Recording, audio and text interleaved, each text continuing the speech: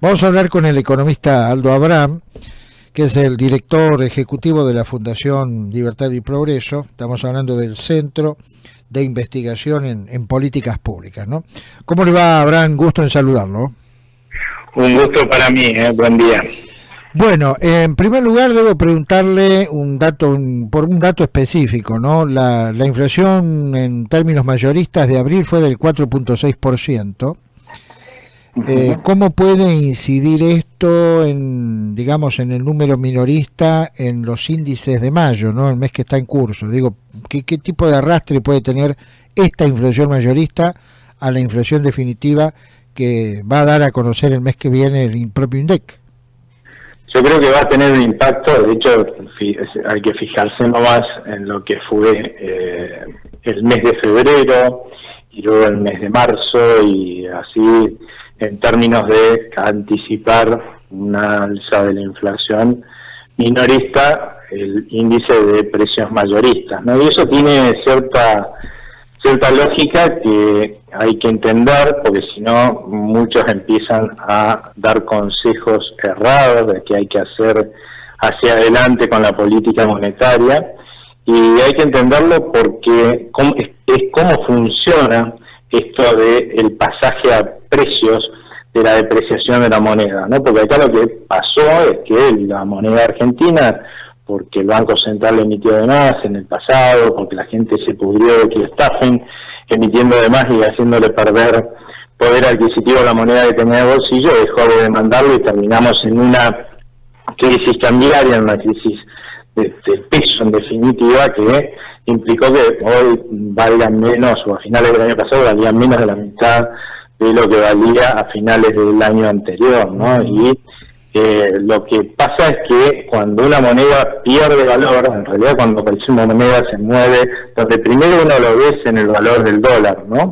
El tipo de cambio es el que refleja rápidamente, porque es un mercado muy líquido, muy grande y muy especulativo, inmediatamente refleja las variaciones del valor de cualquier moneda, y en el caso del peso lo que reflejó es una estampida, un derrumbe del valor del peso, que lo vimos en una duplicación y más de el valor del dólar, que es lo que nosotros seguimos como tipo de cambio. Pero luego, con un poquito más de tiempo, ¿sí?, también esa depreciación, ese poder adquisitivo que se ha perdido, se refleja en el resto de las cosas, ¿no? Porque uno va a comprar algo y el señor le va a decir, no, esa lata de durazno vale lo mismo que antes, usted me quiere pagar con pesos que valen menos, obviamente me va a tener que dar más pesos, y ahí lo primero que sube luego de el tipo de cambio al poco tiempo son todas aquellas cosas que se pueden exportar fácilmente, y con un poco más de tiempo, todas aquellas cosas que no se pueden exportar tan fácilmente, las cosas que son importadas o importables, compiten con importables,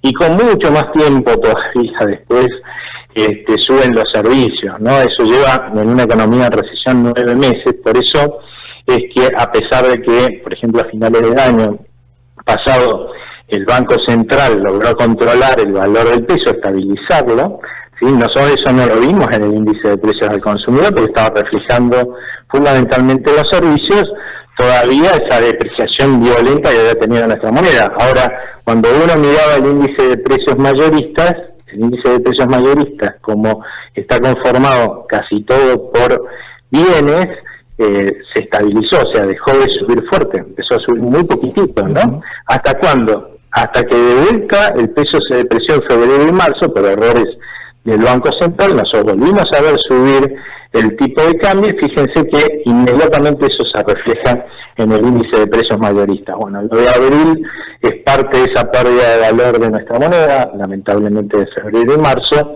y lo que va a hacer hacia adelante es irse reflejando en estos pasos, ¿no? O sea, primero se reflejó en el precio de los bienes, que se sube más rápido, son fáciles de exportar, y bueno, en el tiempo vamos a ver que además de los otros bienes se van a tener que sumar a este reflejo los servicios, así que impacto lamentablemente va a tener. El peso hasta ahora, desde febrero, ha perdido más de 15% de su valor, con lo cual eso se tiene que reflejar también en el resto de los precios de los bienes y servicios de la economía, ¿no?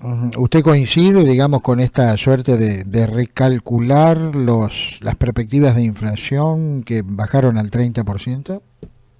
Yo creo que todos tienen que estar recalculando una vez que uno ve que el tipo de cambio subió. Todo el mundo sabe que, excepto los economistas, que eso lo que está implicando es que el peso está perdiendo poder adquisitivo. Eso es lo que entendemos, por eso nos sacamos los pesos de encima en cuanto empezamos a ver que sube el tipo de cambio, porque nosotros, después del lamentable prontuario que tenemos en términos de manejo de nuestro Banco Central, ya lo hemos aprendido para poder sobrevivir, ¿no? Entonces, claramente, si vemos que sube el tipo de cambio, en general está perdiendo valor nuestra moneda y hay que recalcularlo para hacer el impacto sobre la inflación hacia adelante, que de todas formas, como después en abril más o menos volvieron a controlar el valor del peso desde el Banco Central y siguen más o menos controlándolo, es probable que veamos una mejora, una baja de la inflación un poco con respecto a los meses anteriores, ¿no?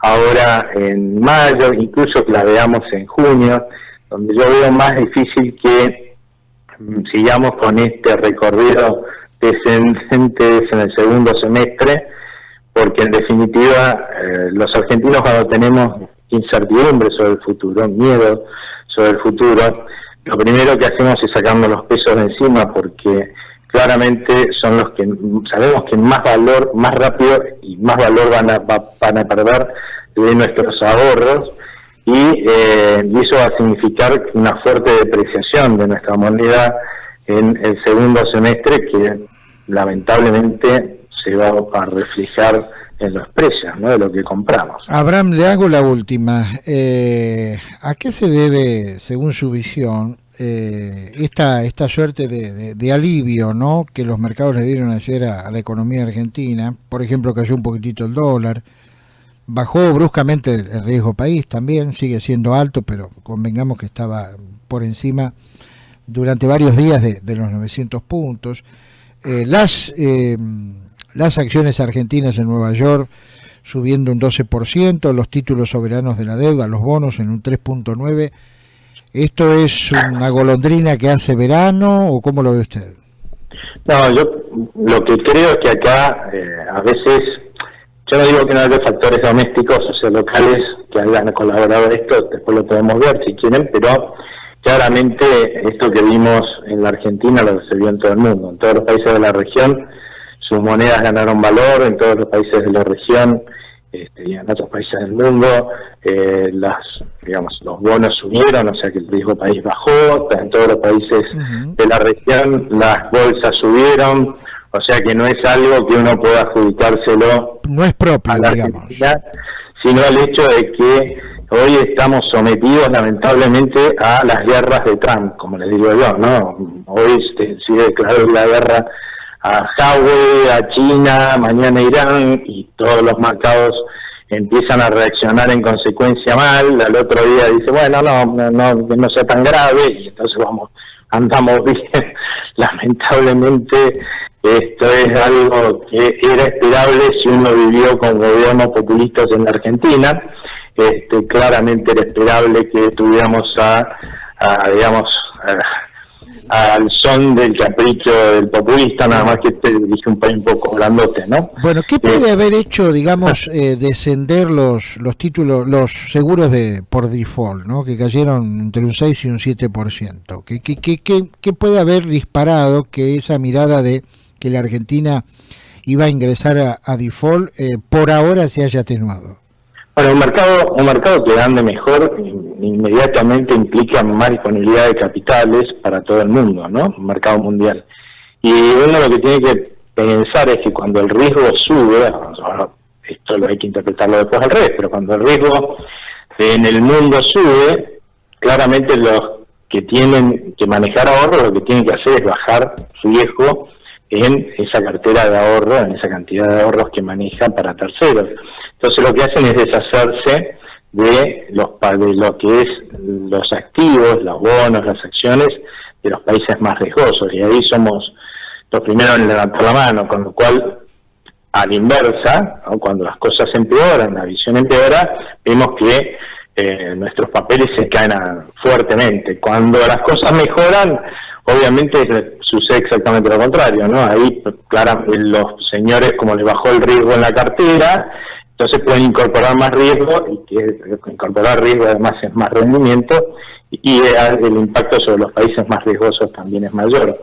Por otro lado, es cierto que nosotros estamos en este momento en un contexto político donde las noticias políticas impactan fuertemente, ¿no? Y acá una noticia que impactó fuerte es el tema de esta fórmula Fernández-Fernández, ¿no? Con lo cual, si bien uno puede decir, bueno, al principio generó una percepción de mayor riesgo porque podía ser una fórmula con más chances de ganar, porque algunos decían, bueno, esto puede ser el inicio de que se une el peronismo, que no sea una fórmula solamente de unidad ciudadana.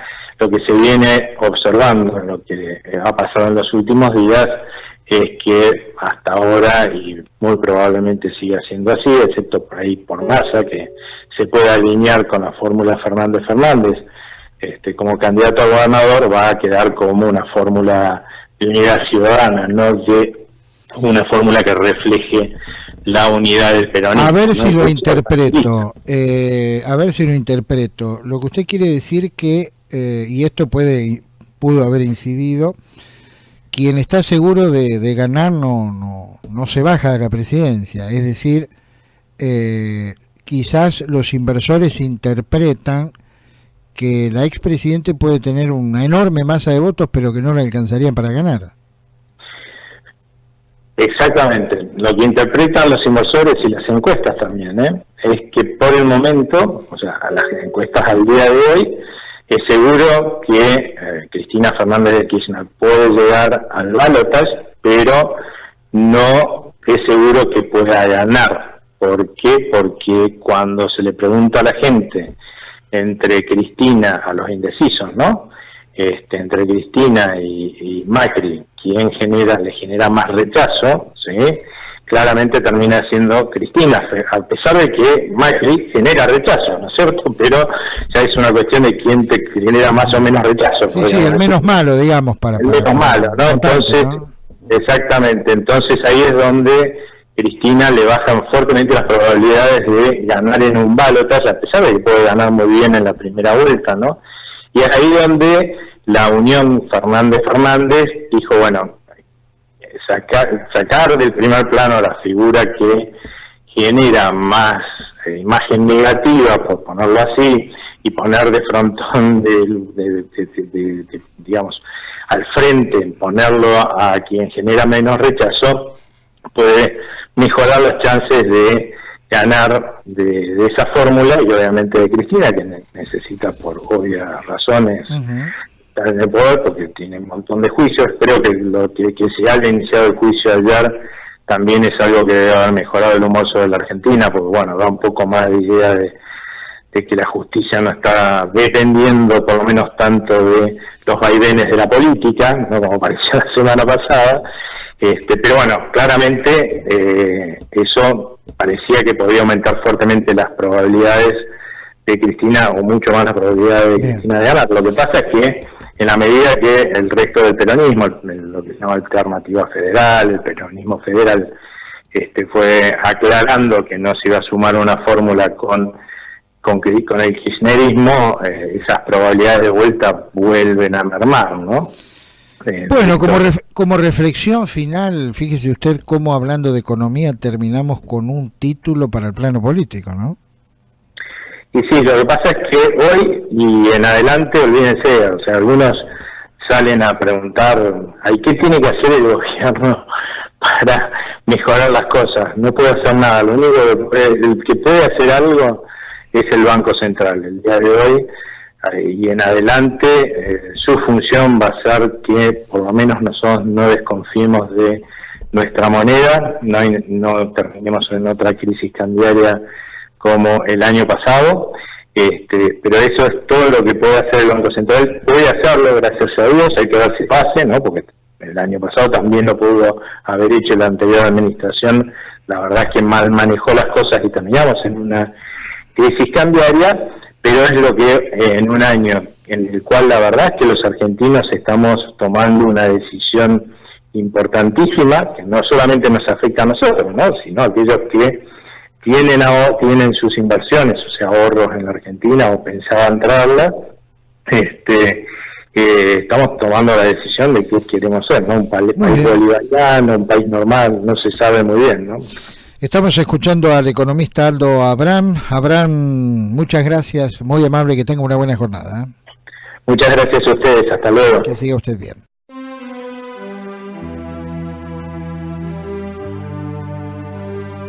La credibilidad en la información se mide por su trayectoria.